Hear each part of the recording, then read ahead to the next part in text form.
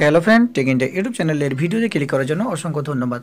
ন্যূনতম মাসিক মজুরি করতে হবে 18,000 টাকা, কেন্দ্রীয় মন্ত্রীকে চিঠি পাঠালেন সংগঠনগুলি। হ্যাঁ বন্ধুরা, 18,000 টাকা ন্যূনতম মজুরি করার ব্যাপারে কেন্দ্রীয় মন্ত্রীকে কিন্তু চিঠি দিয়েছেন। তো কারা এই মজুরি পাবেন, 18,000 টাকা মজুরি কারা পাবেন, কবে থেকে পাবেন, পুরো ব্যাপারটা আমি ভিডিওটার মাধ্যমে জানিয়ে দেবো। তো ভিডিওটা শেষ পর্যন্ত দেখুন। তো তার আগে আজকে ধাঁধাটা দেখে নিন। শূন্যস্থানে বর্ণ বসিয়ে সঠিক শব্দ তৈরি করুন। দেখুন, প্রথমে ও আছে এবং লাস্টে এন আছে, মাঝে কি এমন লেটার বসবে যেখানে একটা ওয়ার্ড, সঠিক ওয়ার্ড তৈরি হবে। তো অবশ্যই আপনার মতামতে উত্তরটা নিচে জানাবেন। তার আগে একটাই রিকোয়েস্ট, যদি এখন পর্যন্ত আমার চ্যানেলকে সাবস্ক্রাইব না করেন তাহলে আমার চ্যানেল নিচে লাল রঙের সাবস্ক্রাইব আছে, সেখানে ক্লিক করেন এবং পাশের বেল আইকনটি অন করে দিন, কারণ যখনই আমি নতুন ভিডিও ছাড়বো তার নোটিফিকেশন আপনি পেয়ে যাবেন। তো চলুন ভিডিওটা শুরু করা যাক। তো দেখুন, এটা বর্তমান পত্রিকায় প্রকাশিত হয়েছে 25/2/2019, এটা বর্তমান পত্রিকা।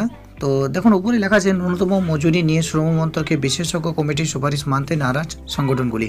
তো ডিটেলসটা কি আছে একবার দেখে নেন। মাসিক ন্যূনতম মজুরি বৃদ্ধি নিয়ে শ্রম মন্ত্রকের বিশেষজ্ঞ কমিটির রিপোর্ট মানছেন না দেশের শ্রমিক সংগঠনগুলি। বদলে তাদের দাবি ন্যূনতম মাসিক মজুরি করতে হবে 18,000 টাকায়।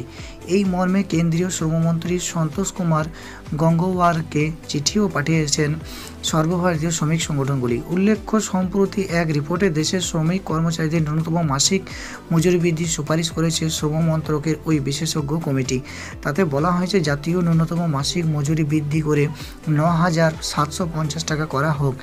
এরই সঙ্গে 5টি রিজিয়নে ভাগ করে রাজ্যগুলির ন্যূনতম মাসিক মজুরি বৃদ্ধির সুপারিশ করেছে ওই বিশেষজ্ঞ কমিটি, যেখানে বিভিন্ন রাজ্যের ভিত্তিতে মাসে 8,892 টাকা থেকে 10,034 টাকা পর্যন্ত নির্ধারণের সুপারিশ করেছে কমিটি। কেন্দ্রীয় শ্রমমন্ত্রীকে পাঠানো চিঠিতে দেশের শ্রমিক সংগঠনগুলি বলেছে, মাসিক ন্যূনতম মজুরি 18,000 টাকায় করতে হবে। সিপিএমের শ্রমিক সংগঠন সিটুর সাধারণ সম্পাদক তপন সেন বলেছেন, আইএলসিতে স্পষ্ট বলা হয়েছিল, কোনো অবস্থাতেই যেন ন্যূনতম মাসিক মজুরি 22,000 টাকা কম না হয়। বিভিন্ন সময় সুপ্রিম কোর্টও এই মর্মে কিছু রায় দিয়েছিল। তাহলে কিসের ভিত্তিতে এত কম ন্যূনতম মাসিক মজুরি সুপারিশ করা হচ্ছে? তো দেখুন, খবরটা আমি 25/2/2019 বর্তমান পত্রিকা থেকে বললাম। তো কিছুদিন আগে আমাদের কেন্দ্রীয় শ্রমমন্ত্রীর পক্ষ থেকে ন্যূনতম মাসিক মজুরি পশ্চিমবঙ্গের ক্ষেত্রে 372 টাকা দৈনিক করা হয়েছিল।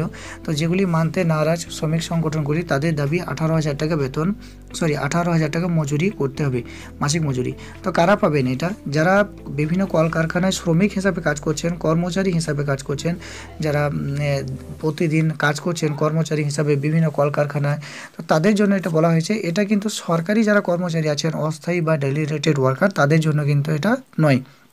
এটা যারা বিভিন্ন কলকারখানায় বা বিভিন্ন দপ্তরে যারা কাজ করছেন কর্মচারী, তাদের জন্য এটা বলা হয়েছে।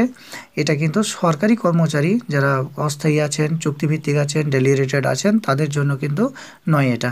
তো আশা করি ভিডিওটা ভালো লাগবে। যদি ভালো লাগে অবশ্যই ভিডিও নিচে একটা লাইক দেবেন এবং ভিডিওটা শেয়ার করবেন। Thank you.